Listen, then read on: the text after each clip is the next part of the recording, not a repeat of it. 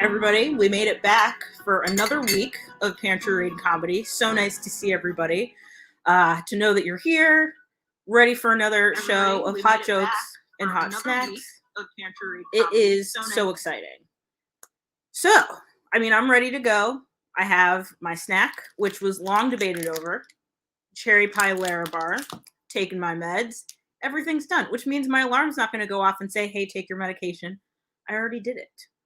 It's still a new part of my routine. It was interesting. I was on vacation at the end of November, back when it was safe to go places.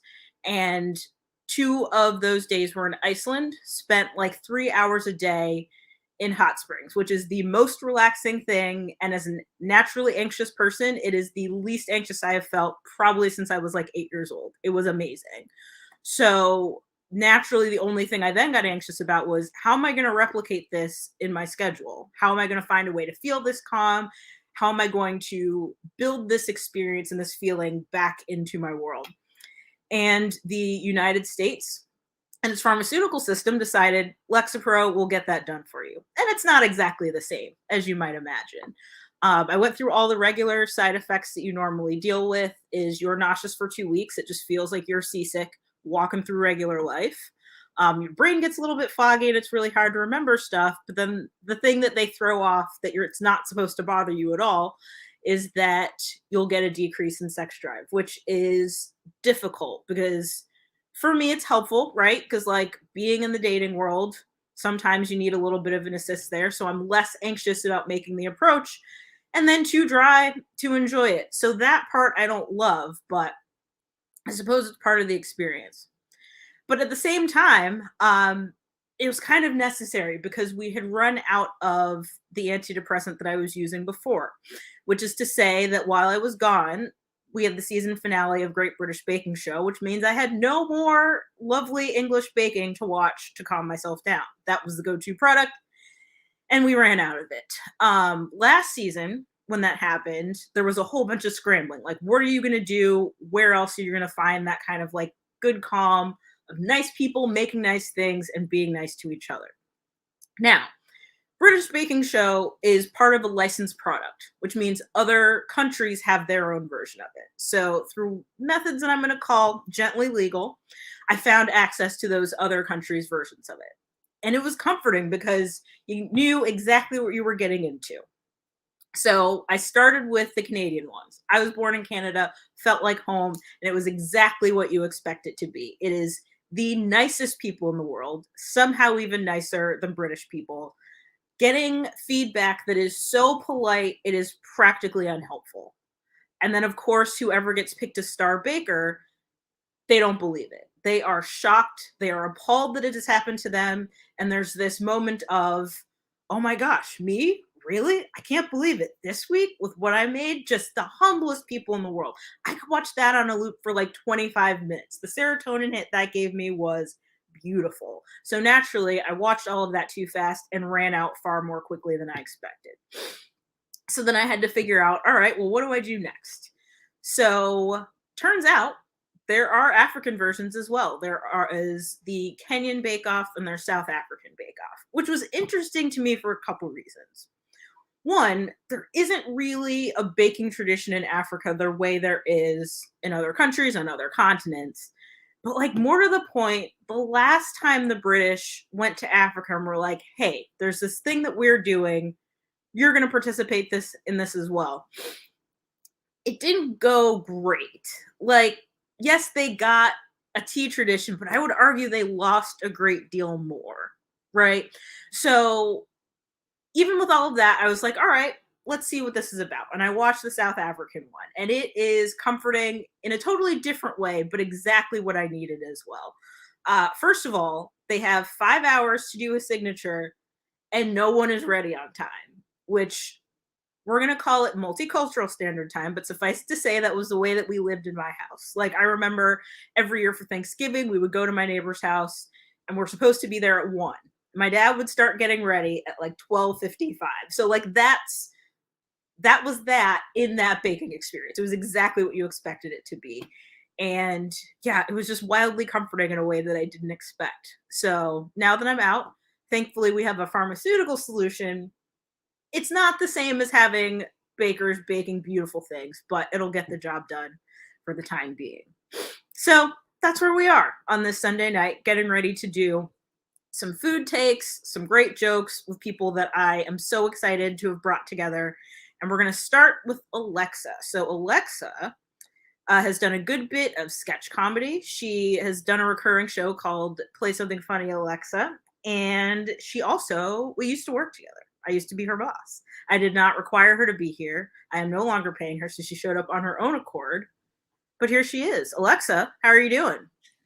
I'm good. I'm definitely not. Yeah, I didn't get the W-2 from you yet, Amma, from 2021. I'm a little behind. I'll get it to you. I'm super happy that you asked me to be here. Thank you. I'm excited to have you. So now I'm going to leave you with Alexa and her wonderful, wonderful material. So take it away. Hi, everyone. It is so good to not be able to see you at all. I wish that was different, but here we are. The world is on fire. I am, especially COVID aside, my 10-year high school reunion is coming up. So that really put into perspective how much life is really comes at you fast. Fun fact, senior year of high school, my senior superlative was next Ellen DeGeneres. And I hadn't started doing comedy yet. Because of the name, I keep having my computer make me confirm that I'm not a robot. There is literally a checkbox, and I have to just pick like the traffic lights or if I can see a motorcycle, anything like that. And it's making me question my whole identity because I really thought that, the name jokes and the, hey, can you turn the music on? I just thought it was because I was an empath and people just asked me to do things because they knew that they could ask me to do things. But now I realize that Jeff Bezos caught on to that too. And somebody asked Jeff, where he came up with the name. And he said that it came from the Library of Alexandria, which stored the knowledge of the ancient world. And I was like, great. So you sliced off the Rhea and took the one name that my mom found in a baby book at Borders, and that's going to haunt me for the rest of my existence. So I actually met a girl at a comedy show named Siri. Yeah, it was really loud in there. It was at a time where you could actually interact face to face with people at comedy shows. And so as soon as I heard her name, I just looked her square in the face and said, you and I are going to take over the world. Yeah, I hadn't told her that my name was Alexa yet. So she probably thinks I'm behind some sort of, like whenever Instagram goes out for a couple of hours, she probably thinks that's my fault. And the irony can never be lost on me that my full-time job is actually being a personal assistant. Yes, I got a new job over the summer, and my boss gets very, very excited in Zoom meetings because he can say, Alexa, next slide. And then all the professors are kind of very confused as to how he can do that. And it's just like, it just adds that little Disney magic to to this very boring Zoom meeting. It was really hard to find a new job during COVID. I knew nobody was happy, but I was extra not happy. So I really needed to decide to get creative. One of my brainstorming sessions of a job that I thought I might do is open up 2 bars. And I wanted to open up 2 bars kind of close to each other, but enough where you could really bar crawl and make it an experience. And I would open one called the window and one called the wall. So that way you could go on this bar crawl to the window to the wall. I'm very proud of that. Shockingly, I'm not single after all that display. No, but I just celebrated 2 years with my wonderful girlfriend. She was born in Italy in this town near Naples. And I opened with telling her that I was also Italian, which is a big mistake when you do not know the language and only have ancestry DNA to prove it.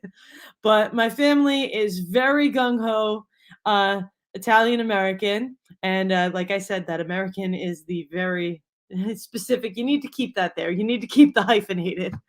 But Valentina has this talent where she can actually pick up on an Italian accent, like, exactly when she hears it. So the first time that she talked to my mom, she could tell that my mom's accent was from a little quaint region known as Johnston, Rhode Island.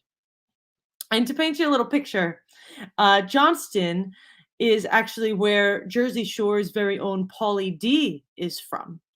So Johnston, Rhode Island is a little less buongiorno and a little more bada bing, bada boom.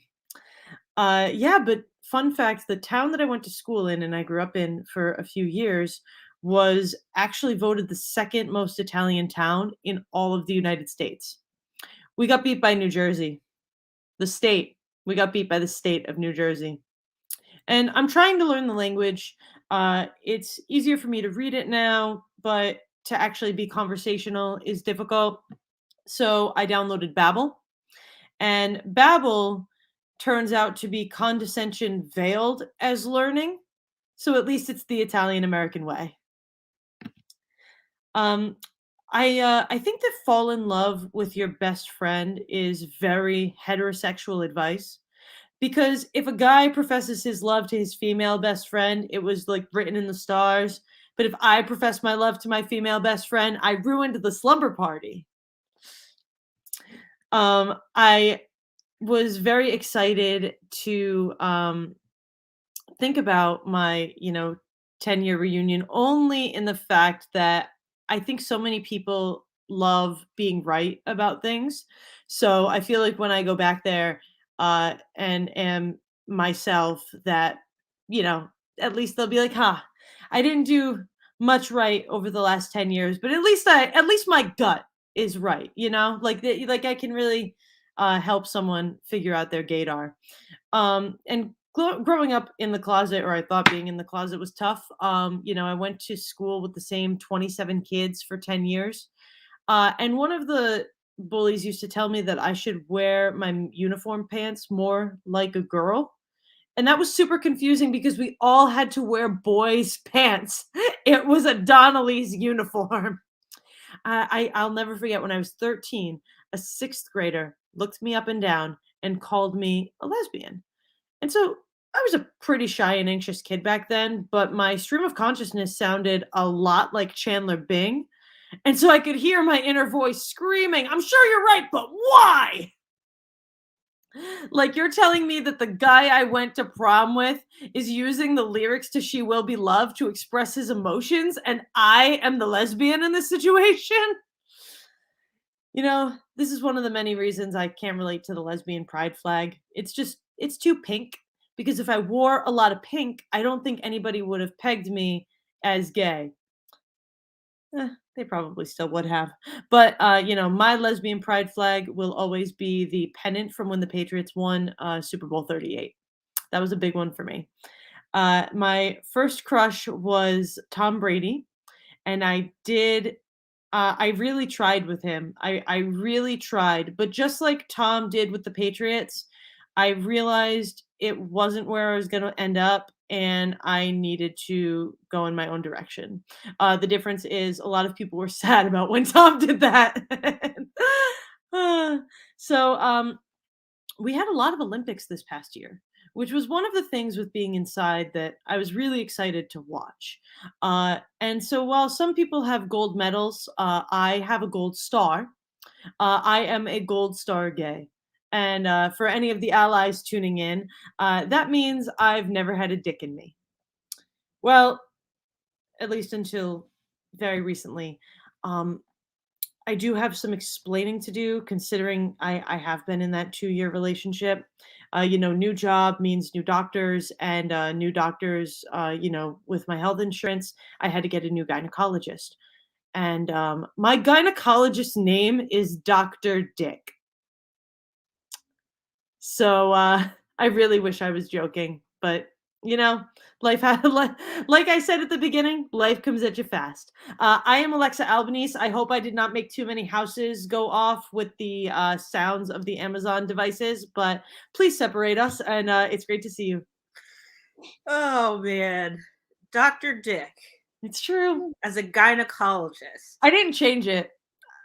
I don't know. I totally believe you. I think it's Oh, I mean, I didn't leave the practice. Like, I think if I ever even move to a different state, I'm just gonna somehow just commute specifically for, like, just for that. I think that's more like it is worth it for the bit, and that is commitment to the bit that is necessary for the work that we do. All right, so now it is time to turn to snacks. And we have snacked together so many times over the years, but I don't know your hottest take. So lay it on us, Alexa. What do you got? Whew. Well, I have always loved the fruit by the foot and gushers. Amazing. But my hot take is that I invented the gusher fruit by the foot sushi, and other people have seemed to take credit for it. Like when you take the fruit by the foot and you line the gushers up and you just roll it in the nice little, I'm convinced that that was mine, that I could have taken to Shark Tank if I wasn't 6. Okay, so tell me your origin story. How did you figure it out?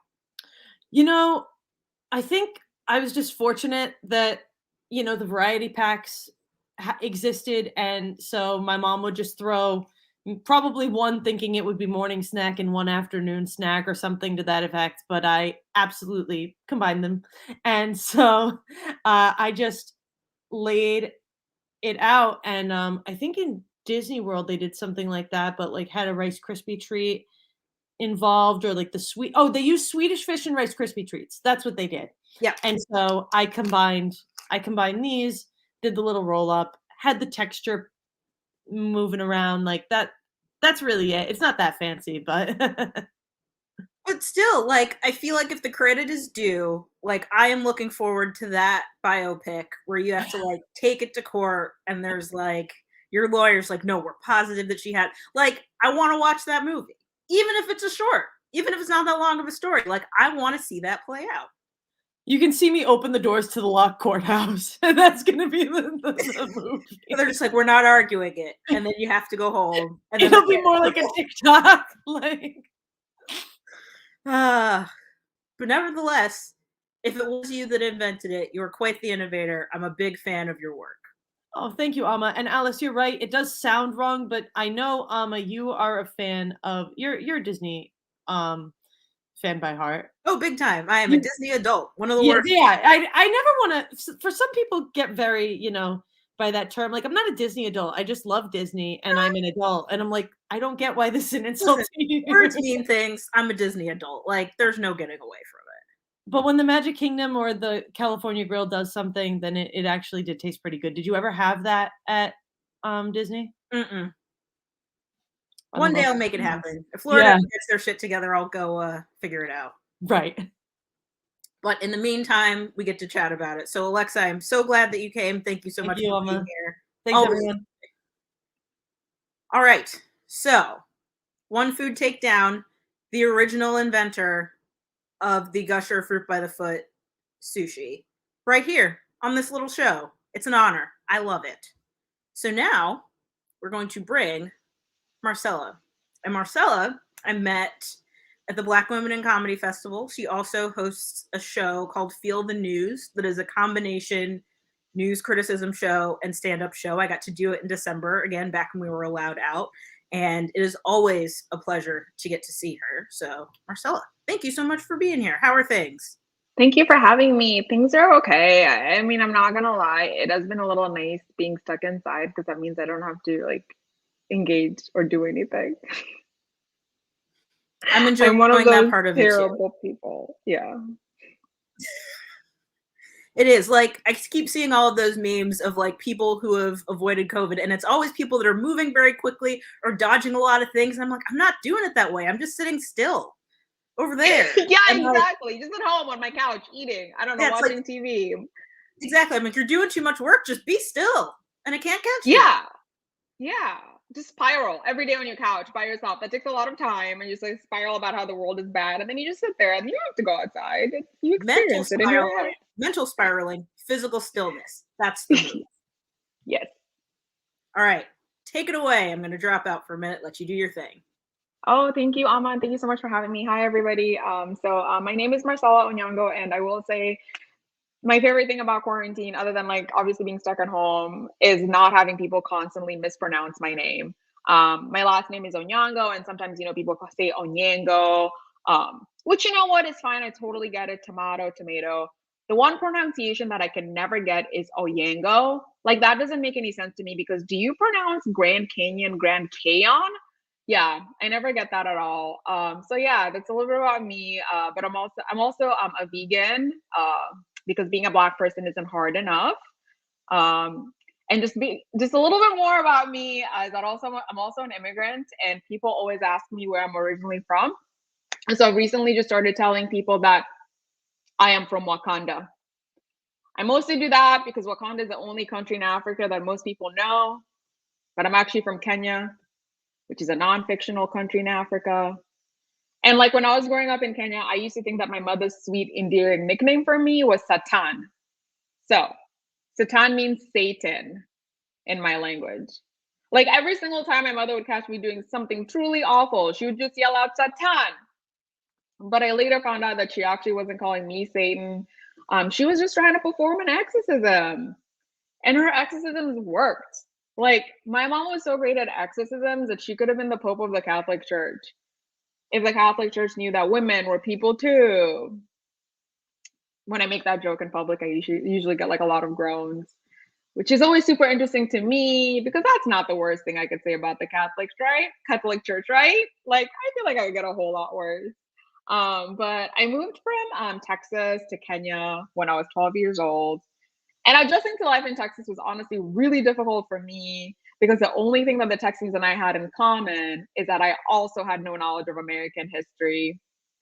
But before I tell you a little bit about my life in Texas, I do want to just like go right back and talk about my mom thinking that I was possessed by Satan.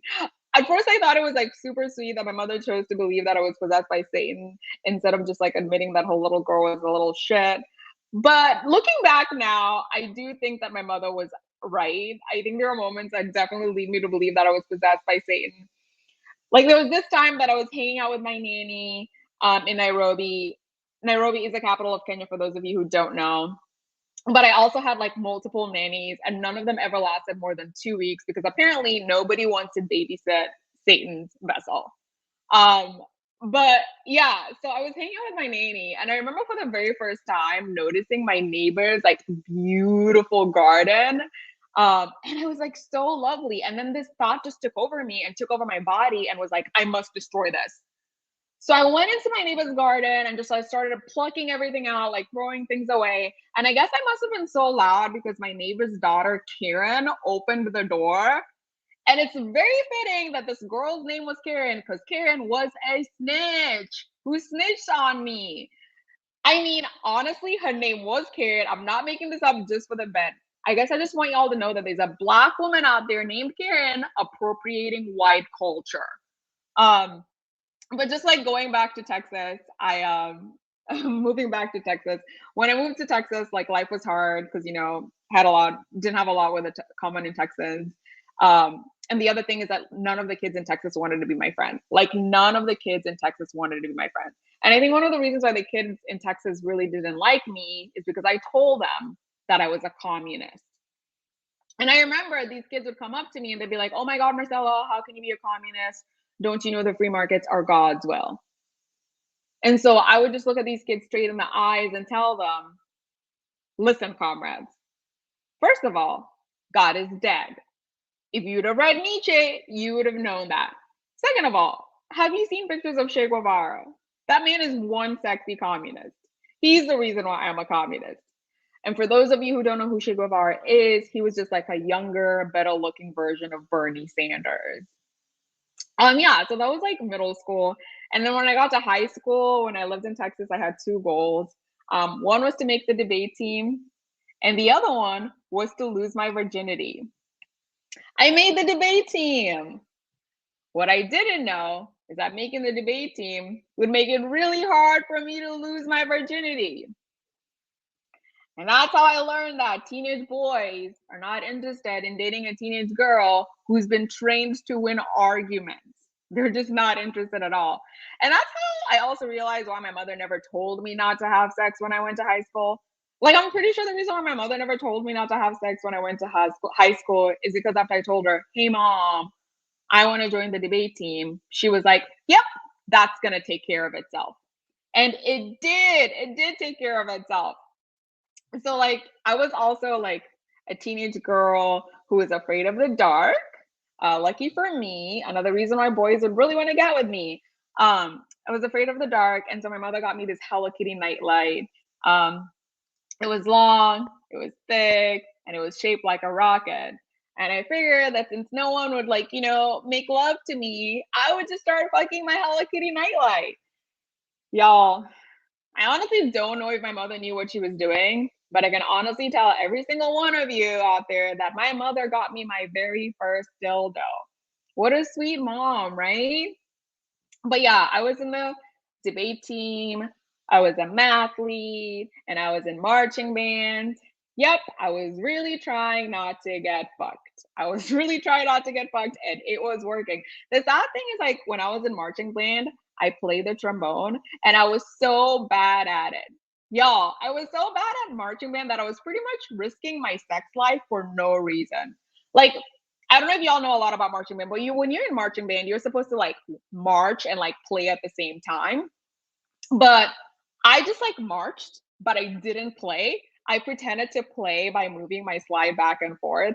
And when you pretend to play by like moving your slide back and forth in marching band, that's called fingering. Yeah. My trombone was getting fingered, but no one was fingering me. It was rough, y'all. It was truly rough. I am married now, so I don't have to worry about finding somebody to have sex with me. I am married to a white man, and honestly, he's okay.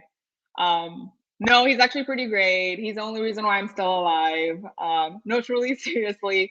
When he first met me, he walked into my refrigerator.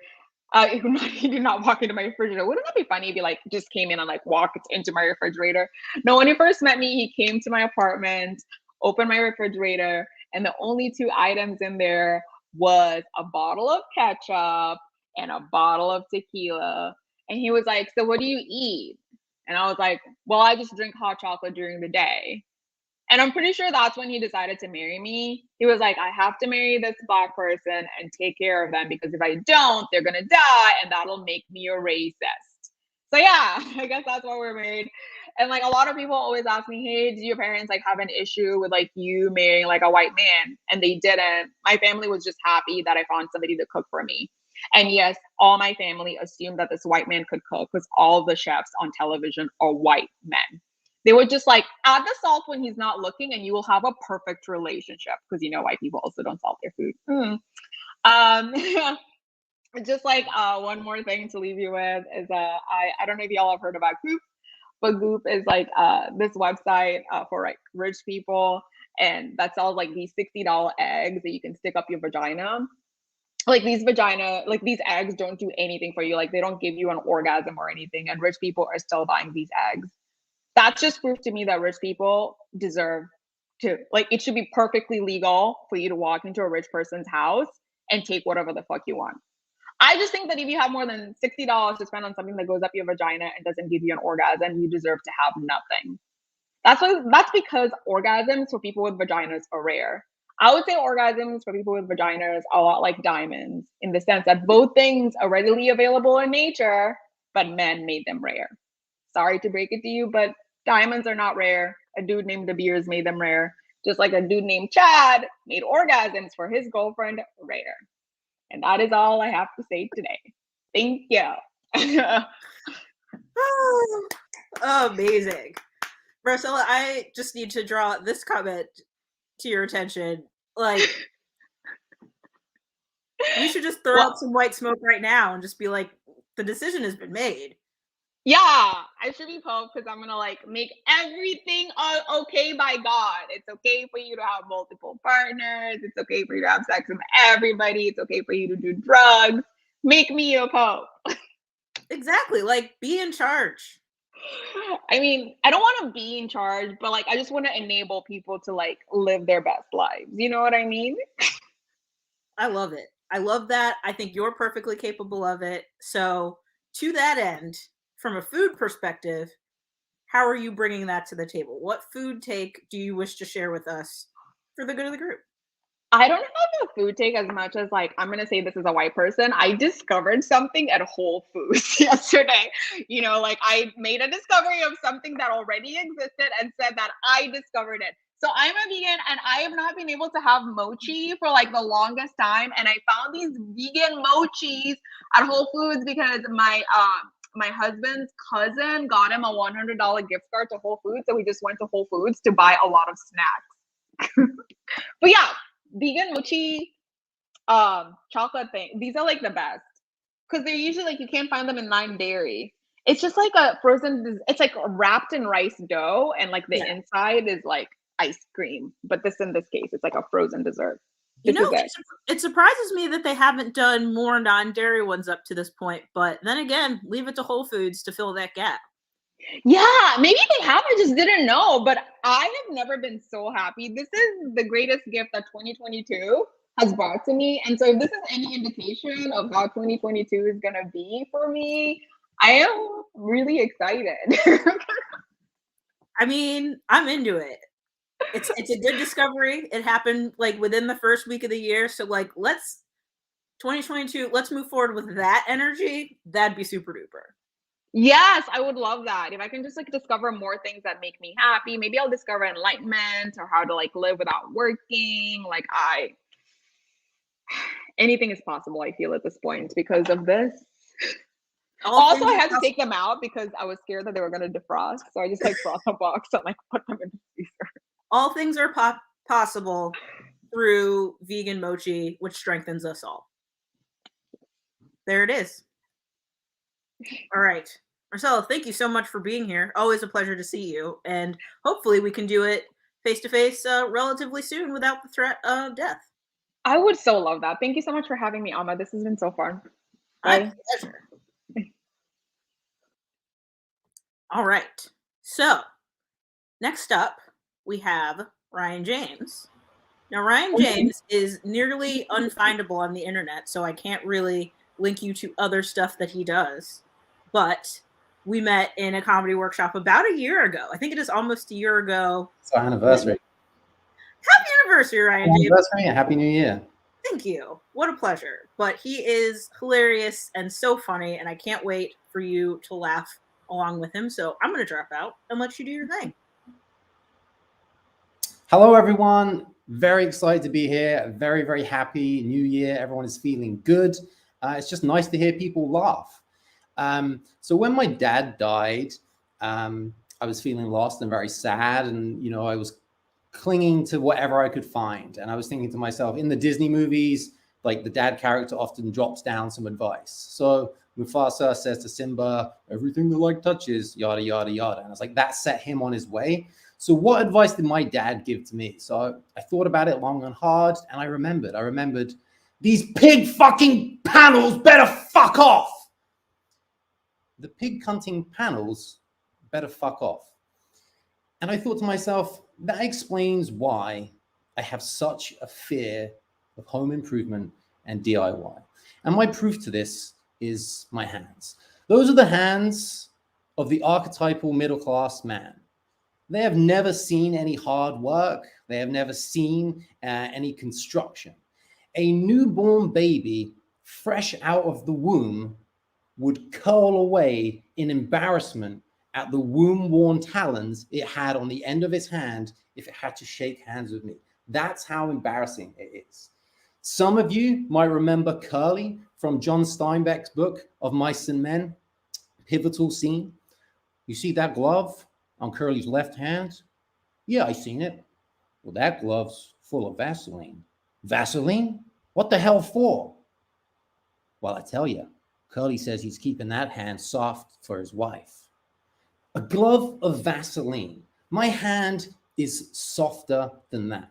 And not to have a segue here, but I was thinking that if they were to do Of Mice and Men now, it would be a lot more sex positive than that. It would be more like, well, I tell you what, Curly says he's keeping that hand soft so he can fist his boyfriend. What? Well, I said, Curly's keeping that hand soft so he can fist his boyfriend. Well, you see, his primary isn't into fisting. He mostly likes piss play. So he uses fisting with his secondary. Very sex positive. It'd be very modern. We'd have cock rings on his nose. We'd have dildos on his elbow. All sorts of shenanigans. And I must say, like, I'm sorry if that last bit upset you. I know that that can be a bit much for people. And it's not that you're okay with the concept of fisting and piss play. It's just a lot of people don't like it when you talk about books that they haven't read, or that it was a book that wasn't in their AP English Lit class. I'm looking at you, Sharon. You've got 3 lovely kids, a husband, a successful real estate business in Acton, but you still have to talk about that AP Lit class that you took in 1993. Just let it go. It's okay. Let it go. These hands are so soft. I couldn't even make a bed frame. That's right. I sleep on a mattress on the floor. Okay. Now, when I was 26 and I said that I slept on a mattress on the floor, it was fine. As a 36-year-old, when you tell someone that you sleep on a mattress on the floor, they give you this look like you're some cat murdering masochist. And I've been in a lot of situations, not to throw you under the bus here, but situations with Americans where they look at me and they're like, I can't believe that you sleep on a mattress on the floor. And I've had to flip the script on this a little bit. I've had to like try and make this okay for me. So I'm flipping on them and I say to them, I can't believe that you sleep on a bed. How disgusting. There is so much inequity and injustice in this world. And every single night you climb on top of your ivory tower and you look down at people because you think that you are so much better than them. You are sitting on your throne of the system. You disgust me. And sometimes you'll notice that, especially if you go around Cambridge, Massachusetts, or any metropolitan area, that there are beds left on the side of the street. And people often think that that's students who are just moving out. That's not. That's the consequences of me having a long and sturdy talk with people at a party. And I would add as well that sometimes I've seen reading groups pop up where people want to know and learn more about beds. And those reading groups kind of go and stop very pretty quickly. So one of the things I did in the COVID during this period of time, I got a dog. His name is Dax. He's a very cute, lovely boy. People were doing real babies. I was doing a fur baby. I take him to the dog park every single day.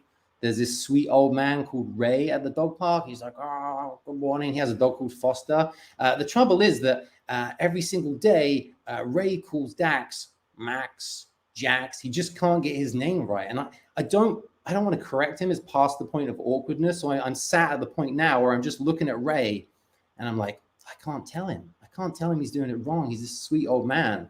And I just don't want to break his heart. And I don't want to make him feel awkward. So I'm looking at him thinking, what's he got? About 3 or 4 years of living at most. I think I can ride that out. I can ride that out and he'll die and I'll never have to correct him. Some people think that that's a bit rude. And I tried to do some self-awareness and check if that was mean. And then I had a Starbucks cup and someone had written the name Warren on it. And I wanted that person to die as well. So I feel like I'm kind of consistent with this. Relationships are complicated with dogs. Dax tells a lot of people that I have a scat fetish, that I go around picking up his shit, squeezing it and putting it in my pocket. It's complicated. So I've launched a preemptive strike now where I run to the dog park and I tell everyone at the dog park that like Dax doesn't just like wearing his collar. He fucking loves wearing his collar. He wears Stella-O's all around the house. He is a dirty, dirty boy. Dogs are perverts and we should never forget that.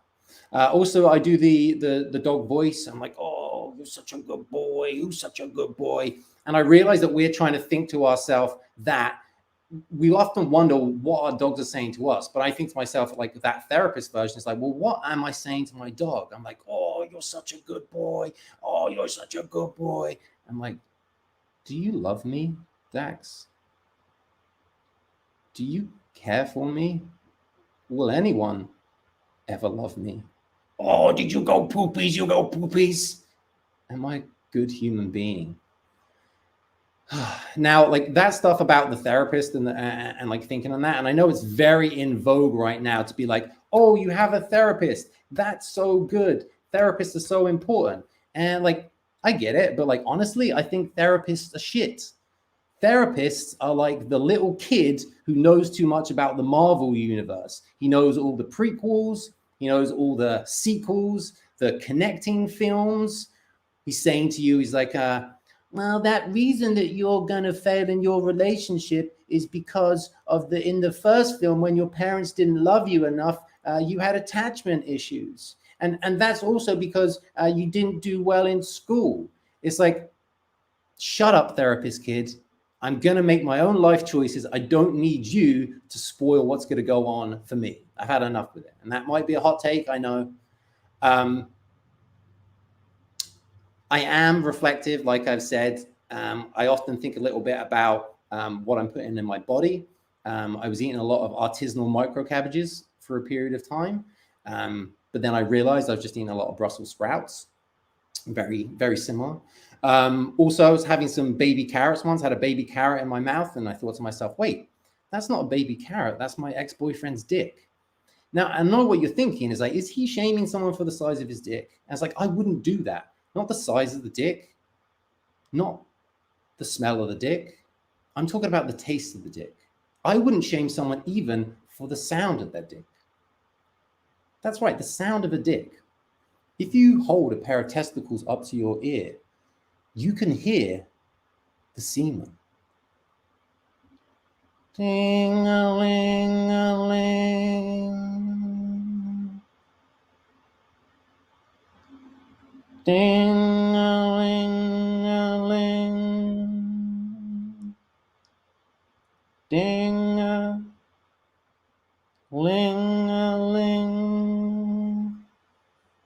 If we listen very carefully, we can maybe hear them talk. We want to live. We want to be free.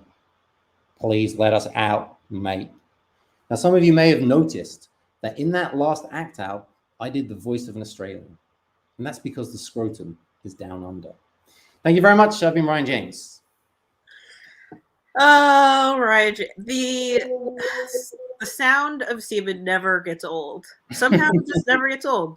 Like, they're not saying anything new, but nope. It remains fantastic. Oh, dear. I also do need to affirm you on death is a viable sentence for getting your name wrong on a Starbucks cup. Like that, it's one of those things, like, if someone gets sentenced to death for it one time, like, that makes everybody else hypervigilant, and, like, that's what we need. Yeah, I feel like Ryan James doesn't sound like Warren, and that's always the thing that annoyed me the most. Yeah, and it's like, and especially because, like, I know for myself, like, my instinct is always to spell it, and they're like, no, I got it. And I'm like, I don't think you do. Yeah. And like 8.5 times out of 10, I'm right. So there we are. But now to the important part of the game, snack takes.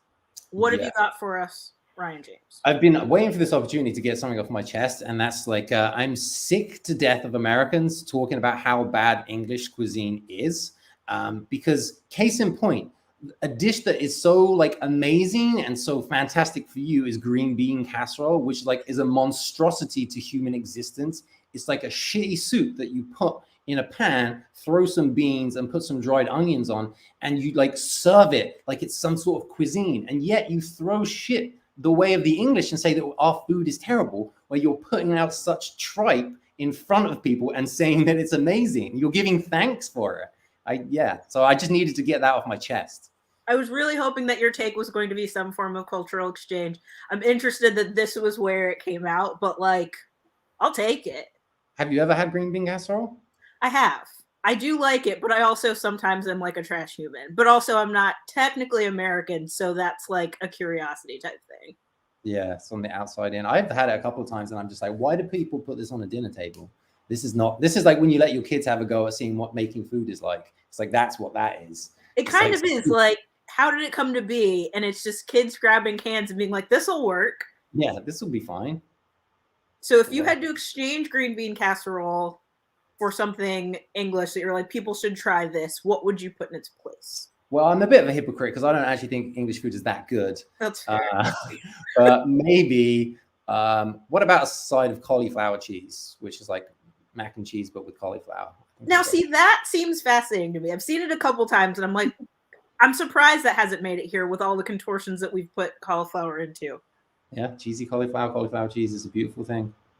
All right. And it's very keto friendly because it's not carbs. It's like low carb levels. Is that how we're going to have to sell it? Run away and start selling cauliflower cheese as the keto. That's how we're going to have to sell it, as like a keto delicacy. Yeah. I mean, it'll get the job done. So best wishes to you as you spread that gospel. And thank you so much for joining me, Amma. Always a pleasure. Okay. So we have 2 more comics and 2 more opportunities for fantastic food takes. First, we have Kathy, who also was in our workshop about a year ago. So Kathy, it's our anniversary as well. Happy anniversary. It is. Happy anniversary.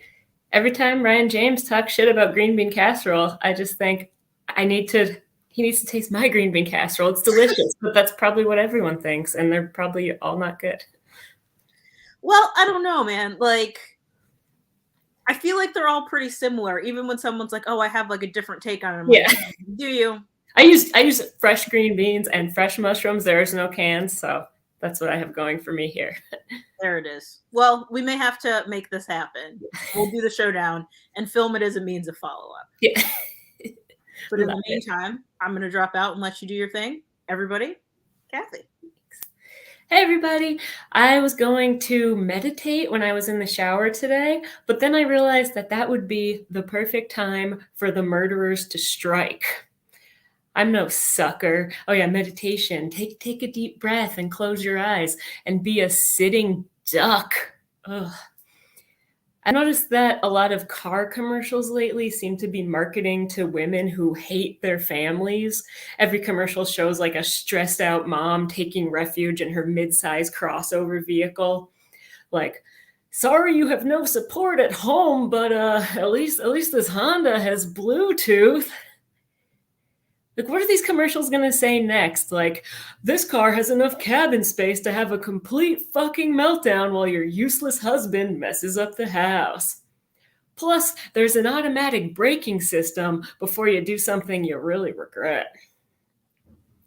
I bought one of these artificial sun lamps recently for seasonal effectiveness disorder, thinking, yes, maybe sitting near this medical building style light in my cold apartment at night will really be what turns it all around for me. Also, it reminds me of like the kind of lamp you have to buy if you have a lizard, like to put in their tank for your little reptile. So this lamp, it's supposed to make me feel like a more functional person, but it's really just making me feel like a big, anxious reptile. I'm glad that people have gotten like a lot more vocal about mental health issues in these past couple of years. But also anxiety used to be my thing, okay? And I don't really feel that special that I have anxiety anymore, but I guess that's good. I am really anxious all the time, but the other day I was driving home and I was thinking, you know, it's a new year and I am sick and tired of living my life in fear. I will no longer let anxiety control my... But what's that smell? Is my car on fire? So I'm gonna grab life by the balls and be brave and... Oh, yeah.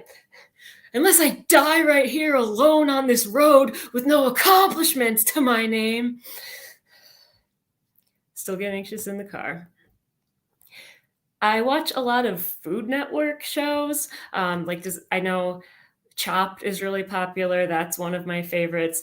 And if you guys have ever seen Chopped, you'll know that at some point during the show, each of the 4 chef contestants explains to the judges why they wanted to be on Chopped. And there's always some tragic backstory. Like nobody ever just says, oh yeah, I wanted to be on Chopped because I like to cook and I want to win the money. No. It's like the producers took them aside in the beginning and say, now we want you to go out there and describe the most fucked up shit you've ever seen in your life, and then tell the judges what food you made with our basket of wacky ingredients. Every episode of Chopped is always like, I'm here today on Chopped to honor my grandmother.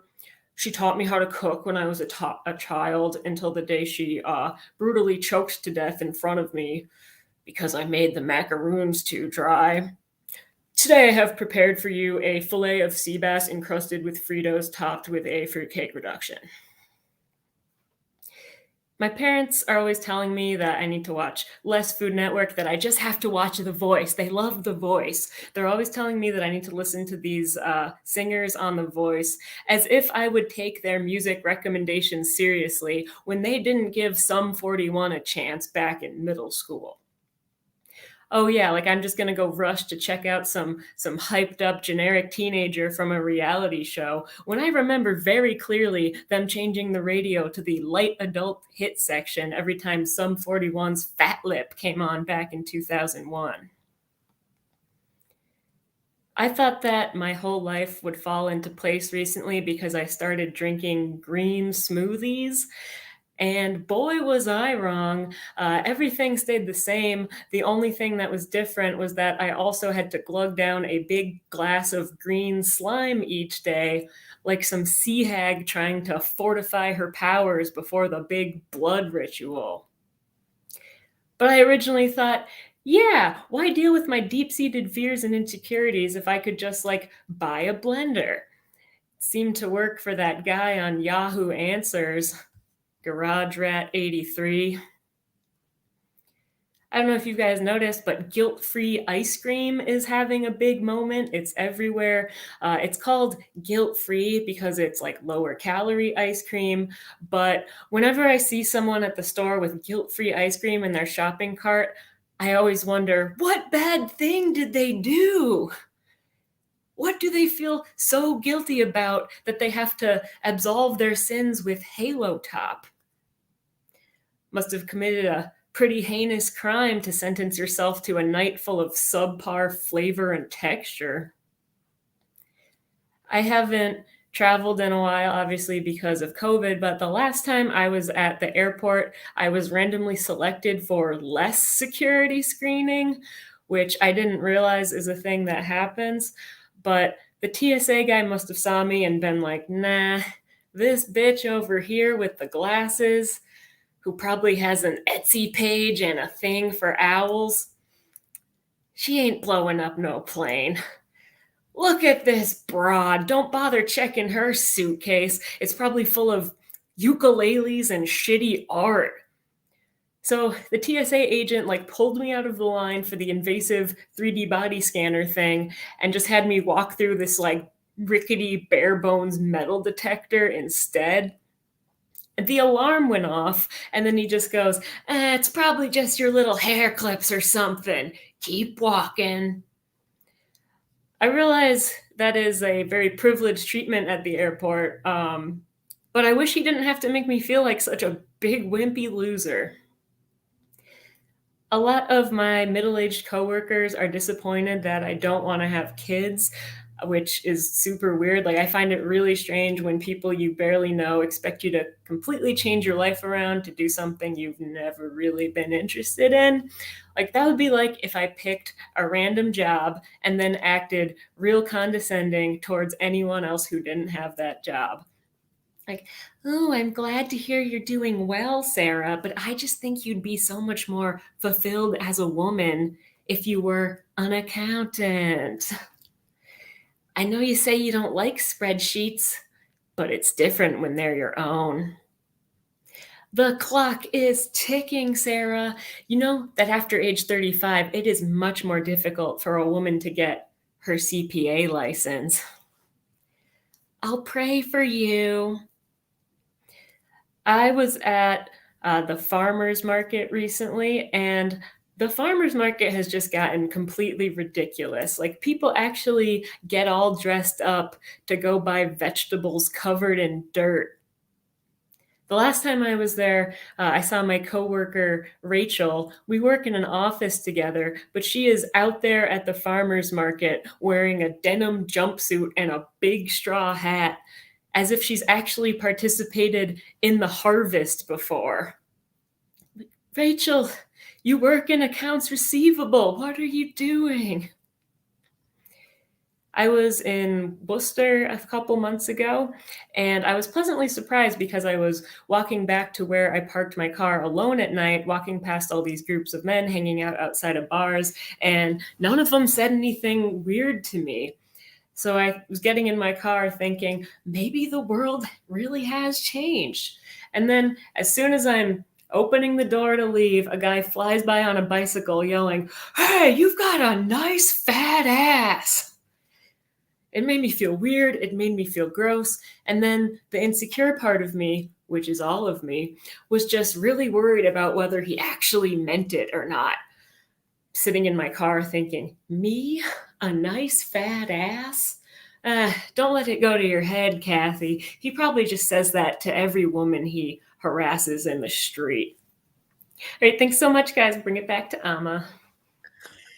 Oh man, I feel like everybody that asks me about having kids, I'm gonna turn it around and use accountant speak.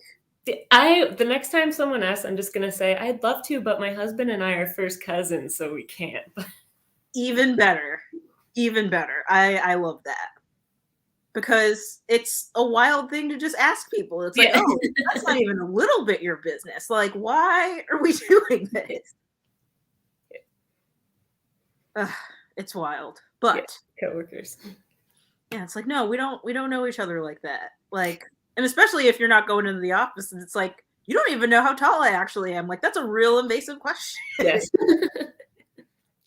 But in any case, let's talk snacks. I sense you have strong opinions. I do. So I kind of have two things. But first one, favorite snack, whatever's on sale at Costco in the big pillow size bag, baby. Amazing. These were $3.99 and it's as big, it's like pretty much the same size as my throw pillow over here. So I'm gonna be snacking cheap for a long time.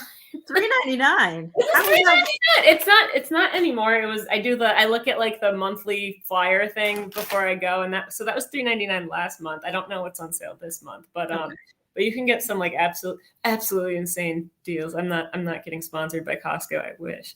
And then my other one, sweet potato. I love a sweet potato as a snack. They're very versatile, especially now that it's winter. You can, put them in the oven for an hour. It kind of helps like keep your house a little warmer, and you're not just wasting energy because you're like, well, I'm making a healthy snack. And I like to top them with like, my favorite version right now is like I bake it, split it open, put some like salt and tahini and this like garlic honey stuff I have in it, and it's really good. Or I'll make like a dessert one.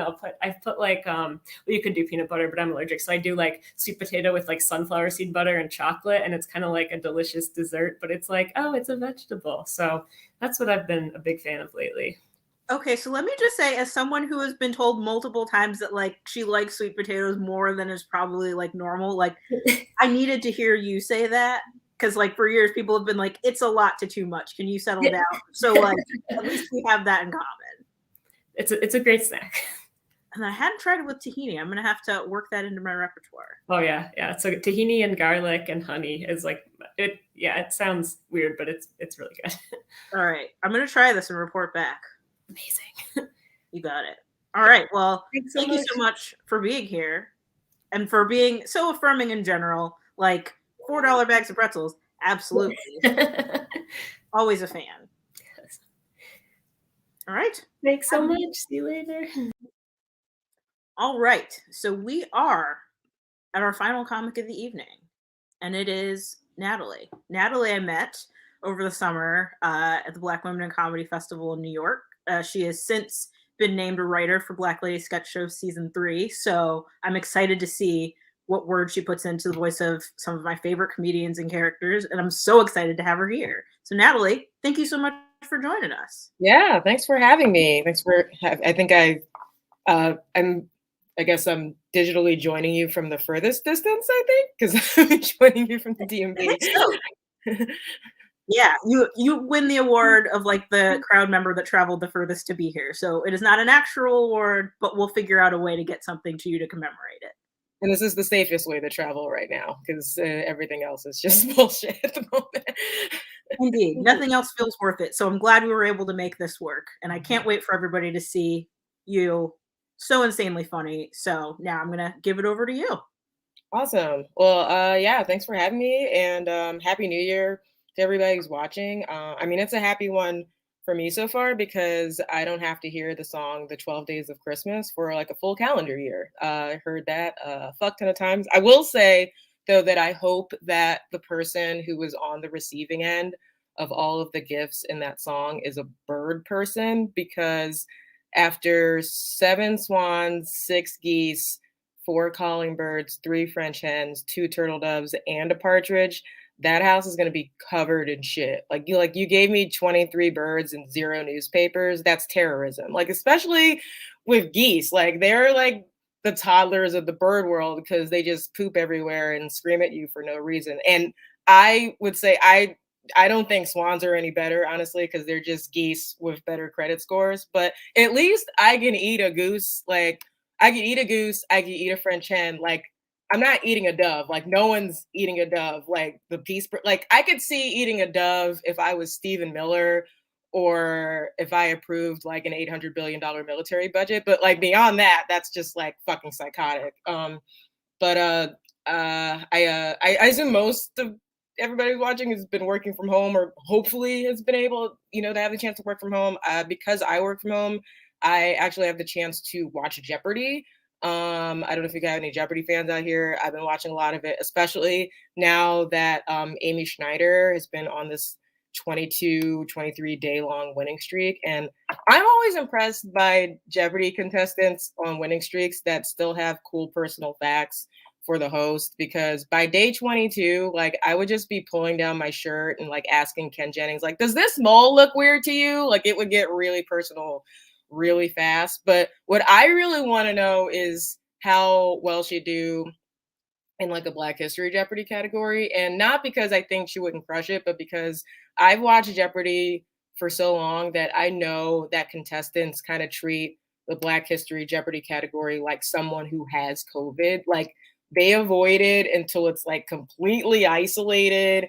And then when they do engage with it, they participate in very low risk behavior. Like if a person knows someone with COVID, like they're wearing like an N95 mask and a face shield and they're keeping a distance. If a person gets the Black History category on Jeopardy, they're going for like $200, $400 clues at best, and just hoping one of them is like, this woman sat in front of the bus and nobody liked it. Like, really like easy peasy shit.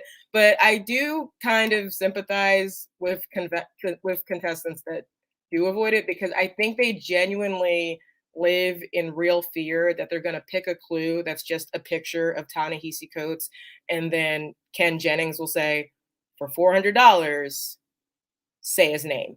And then they mess up, they say Tanisha Coates, and then it's on the internet forever. And that's not fair. Like, you didn't have to worry about that 20 years ago when Alex Trebek was hosting it, but you got to worry about that shit now. So I kind of get it. But actually, speaking of internet stuff, I don't know if you guys have all noticed this, like in the last 2 years, but like every time something crazy happens, there's always someone on social media who's like, oh, I didn't have guy dressed as a Viking storming the Capitol on my bingo card, or I didn't have 600-mile long tornado in December on my bingo card. And I don't think it's accurate to compare the events of a turbulent year to a bingo game, because bingo games actually end, right? Like, this shit just keeps going and going and going. Like, plus when you win bingo, it's implied that there's like a fun prize at the end of it, like waiting for you. Like, I don't want the prize from the bingo game where the only reason I won is because I had the word sedition on my card. Like, I don't want that prize, because it's not going to be something cool like a stimulus check or like a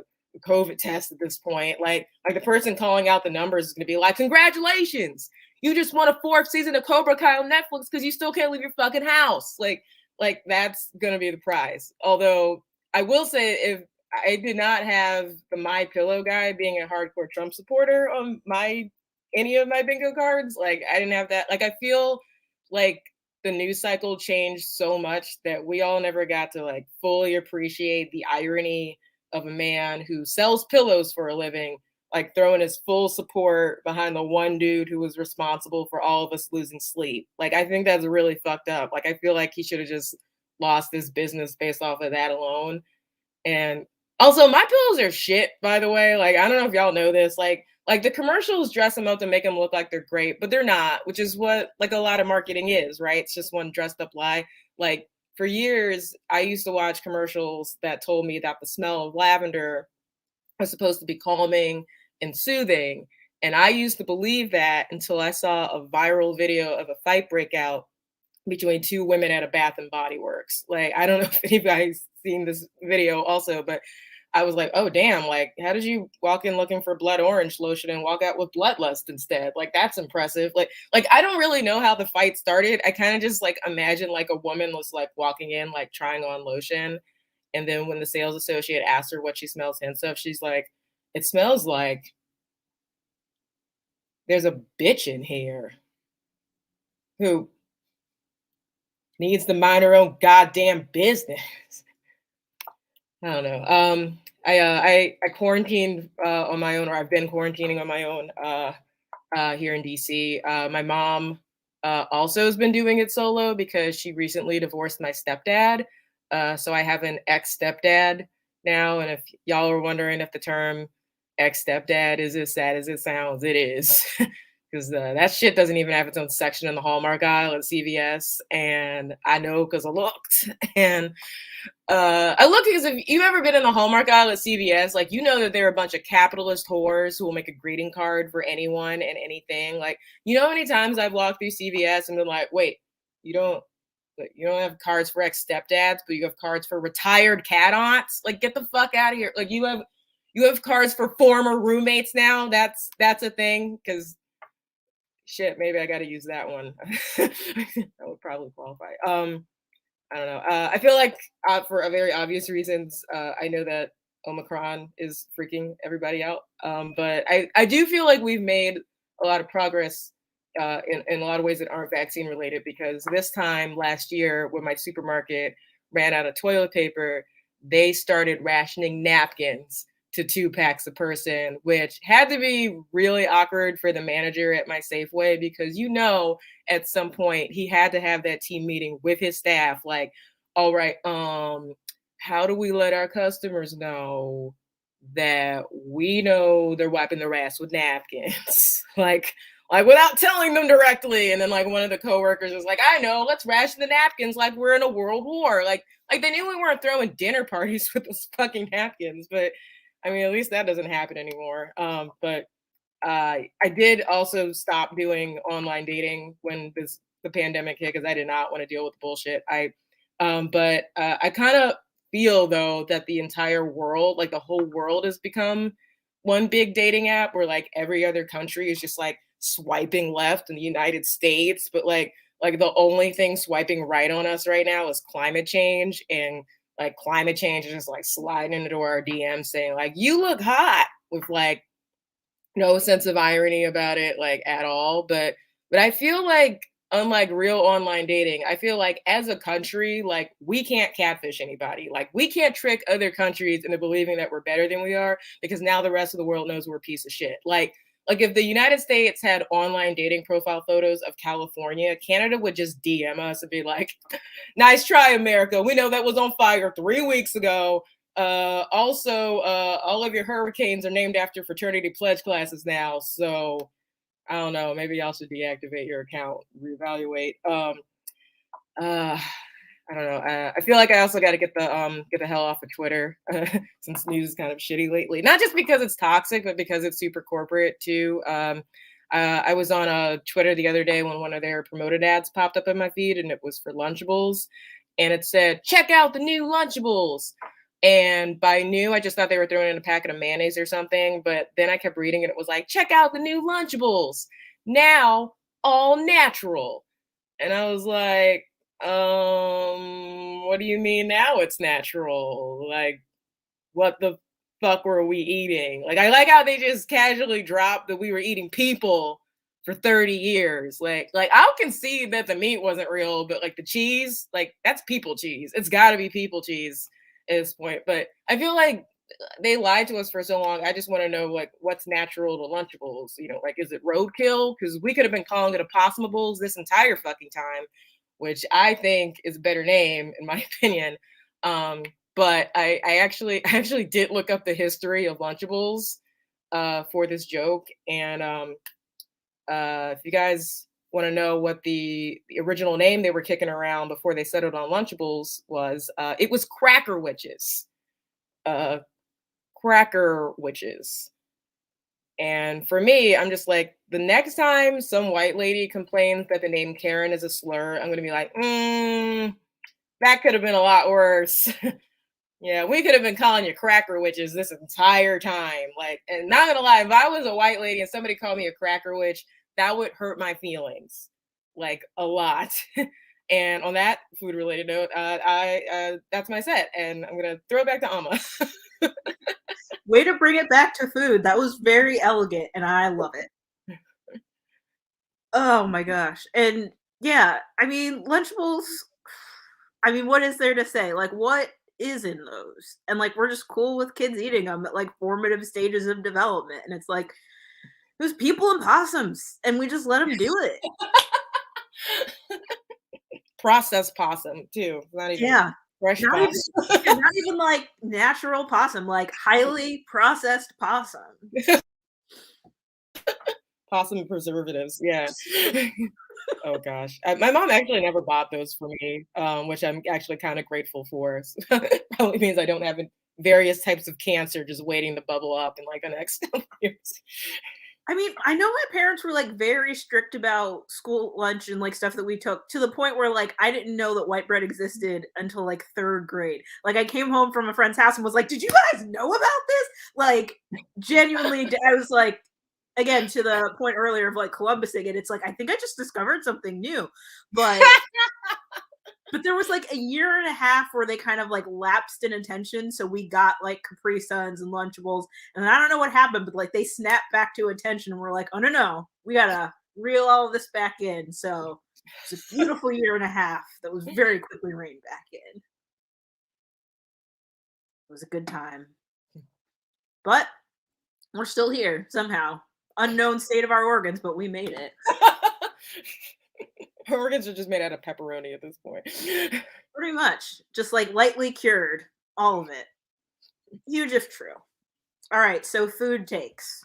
What have you got for us? All right, so since I'm coming from as far as the DMV, my food take has to do with this product, which is the Utz crab chip or crab potato chips.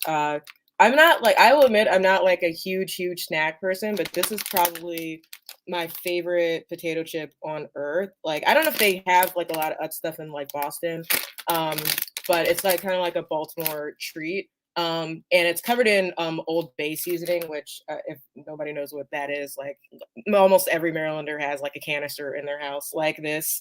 And here's the issue though. They're like my favorite chip, but there's another competitor or competitor, I will put it in quotes because of what I'm about to say later. There's another chip company called Hers, and they also make a crab chip, but they call it the Old Bay chip. They actually have like the Old Bay branding, so they have like Old Bay's like permission to like use it and stuff, which is like in theory, you know, for someone who likes this chip should be great, right? Wrong. The Hers version is garbage. It's like straight terrible, and it doesn't really taste really like the authentic. Like, I don't know what they did or how they altered like the actual, because it doesn't taste like pure Old Bay. It's like they like, okay, we'll sprinkle a little bit of that in there, but we're really gonna like add our own like flavor to it. And they're like, no, don't do that. Like, that was the whole point of like using this. Like, you didn't have to use extra spices, so it like tastes extra terrible. But this one tastes more closer to the authentic Old Bay, but doesn't have like the permission to like use the labeling. So it's so weird. And so like, I think what I'm concerned about is that somebody's first experience with Old Bay, let's say they didn't want to go hardcore with it and sprinkle it on like their food or something, but they see the Hers potato chips and I was like, okay, well, let me see what the whole hype is about with this Old Bay. And then they taste that chip and it's terrible when they really could have had a superior product here and had the Utz version.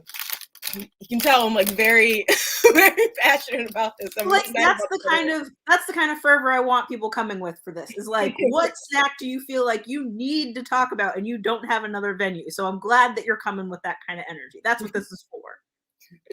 And honestly, you have me upset about it too. It feels like Hers is wasted a blessing Yes. Like they have the blessing of the old big corporation and have wasted it on an inferior product. Yeah, they really need to, and they have no incentive to step up their game, because it's like, as soon as somebody sees the label, they're like, oh, and then they got your money, and then whereas, like, they were making a quality product like the whole goddamn time. I also did, because I knew I was doing the show, like I made the right choice to buy 2 bags of these, because I knew I was like, I'm gonna house through an entire bag of these before I actually do the show. So let me just have like a backup bag. So I will be tearing into this like once I sign off. Well, I'm glad that you did. And to everyone in the audience, please know that we are making investments for the sake of this show. So if you feel so inclined to invest in the comedians and had a good time tonight, please make sure to give to their individual Venmos or to the show Venmo, which will get split amongst them. But we do this for fun. And sometimes that involves buying chips to make a very important point that you all need to see. So Natalie, thank you for that investment. Thank you for coming, being a part of the show from traveling the furthest away. Thanks for having me. This is great. Awesome. So that's our show, everybody. That is week 2 of Pantry Raid. We'll be back next week with 5 new comedians, 5 new takes on their favorite snacks, and so many great jokes. So thank you all so much for being here. Please support the show, and I look forward to seeing you all next week.